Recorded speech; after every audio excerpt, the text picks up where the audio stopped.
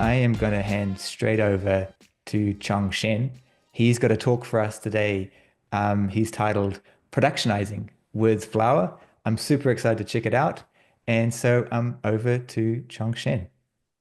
All right, thanks, Nick, for the handover. Thanks for the introduction as well. Hi, everyone. Hopefully, you can see my screen. If not, just give me a shout out. So yes, super happy and super excited to be here. My name is Chong Shen. I'm a research engineer at Flower Labs, one of the core contributors to the framework as well. And I want to tell you today, just walk you through very quickly about the features that we have right now in Flower in the latest versions, and how you can productionize your FL workflows with Flower. So let's get started. Now, we want to move from prototype to production. So what we typically do, or a lot of times that we do, is we could start with notebooks, and then we move to scripts, and then we try to orchestrate them with some containerizations to get everything working. So working with notebooks is perfectly fine, but sometimes it's quick for rapid iterations. You want to test something out quick and dirty, but there's a problem, right? And the reason is that notebooks don't automate, you don't deploy, and they don't scale very well. So one of the memes I like to put out here is that if you try to run an FL in a notebook, 10 clients, no logging, no versioning, no restart logic, it's a recipe for disaster in the long run. So really, your notebook can't deploy this kind of complex or this kind of workflows that you need to suit your problems. So one solution to this is the Flower CLI. And this is your first step to use Flower to scale your FL workloads in production. So right now, in Flower CLI, we have 5 core Flower CLI tools that starts with Flower New, Run, Log, ls or list, and stop. And all of these are very friendly to use. The first tool here, which is the Flower New, quickly helps you build templates from scratch. So it reduces a lot of boilerplate code, and it reduces your time to iterate on your code itself. And with the other 4 commands of run, log, ls, and stop, you can use the same set of commands that you use for research and as well as production, right? Because using the Flower CLI, you can directly interact and send instructions to your applications and use the same commands also in production. What this means is that you can very seamlessly move between your research or your simulation environment and deploy the same code and use the same exact commands. So all of these you can look up right now in our documentation at flower.ai/framework, and the key there is ref API CLI. So with the CLI, you have the first step to really scale out your workloads. So now we look at the Flower components. The Flower components right now that we have are production ready.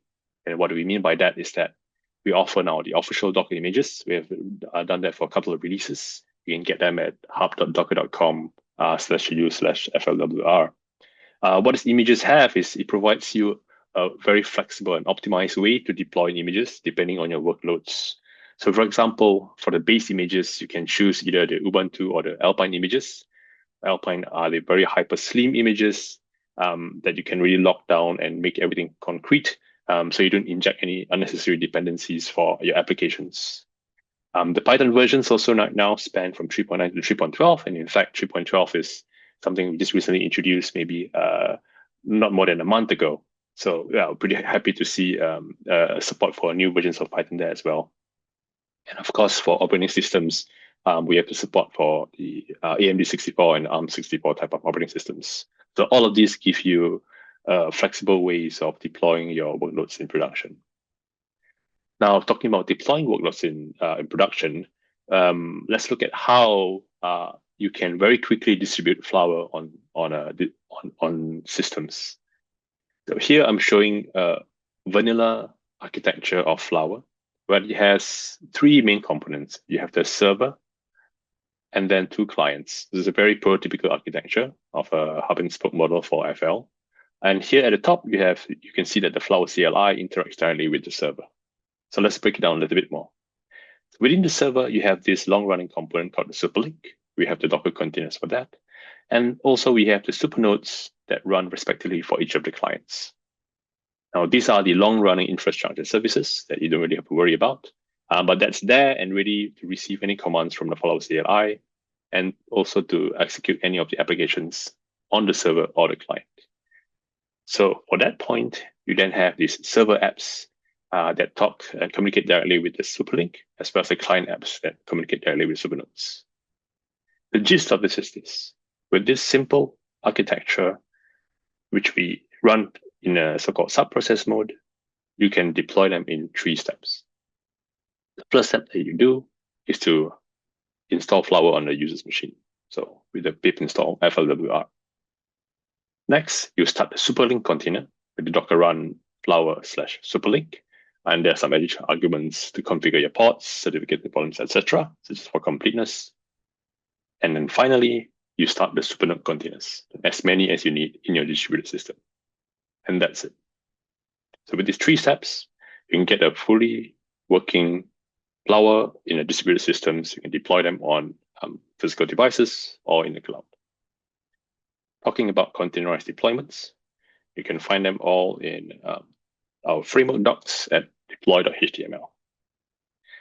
You can also manage and orchestrate these Flower containers, beyond just doing a Docker run.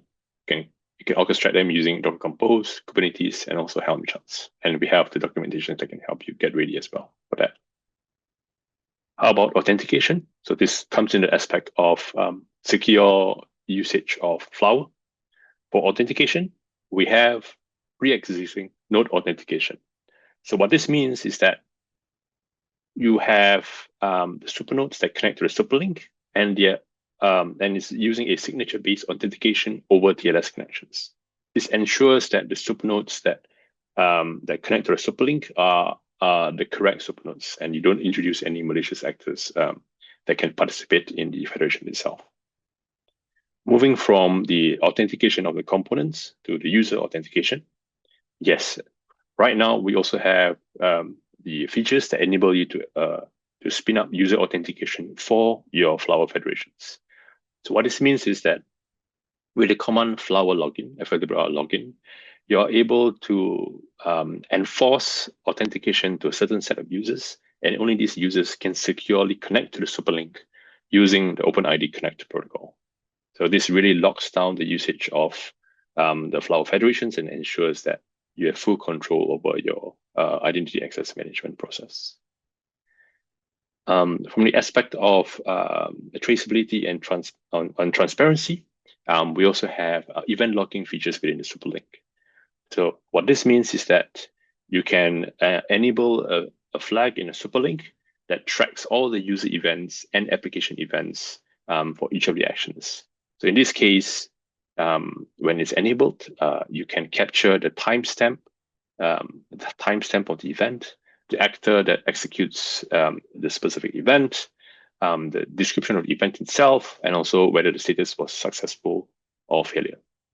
So all of these are very useful, especially for auditability and to ensure and for the administrators of the superlink as well as supernodes to determine who is running what and when. So summarize, if you're ready for production, so is Flower. And with that, I just want to leave you at the summarization page here. We are ready for scale for the Flower components. We have the Flower CLIs that can help you quickly build and use Flower in production. You can also have user authentication to securely connect and execute your Flower workloads. All your nodes are authenticated with the superlink, and you can also enable traceability and event logging. Yeah, so that's it from my side. I don't know if we have time to. I can field some questions, or if you want to ask me any questions, feel free to ping me on Slack as well. I'll be more than happy to answer them there. Yeah, we have time for a couple of quick questions if they're out there.